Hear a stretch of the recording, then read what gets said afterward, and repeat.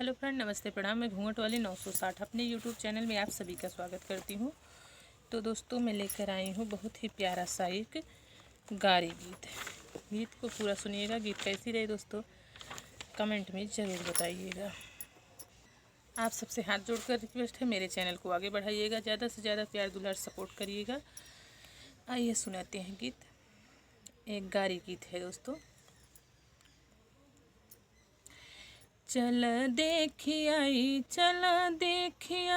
जौनपुर के TT college. चल देखी आई दुल्हा के बहिनी, एक की दुई की तेली चमार की धोबी धरिकार की।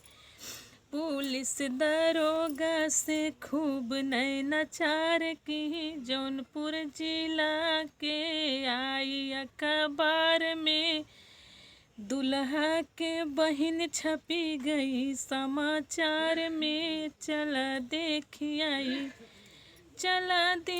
आई जौनपुर के टीटी कॉलेज। चला देखी आई।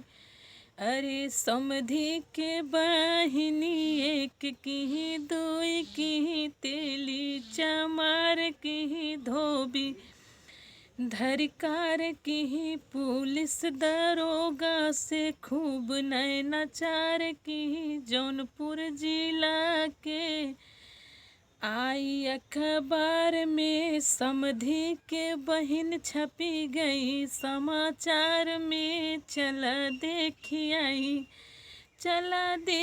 आई जौनपुर के टीटी कॉलेज। चला देखी आई जौनपुर के टीटी कॉलेज। चला देखी आई। तो दोस्तों, ये था मेरा प्यारा सा छोटा सा गारी गीत, धमाकेदार चुटकुला। आप सबको गीत कैसी लगी कमेंट में ज़रूर बताइएगा।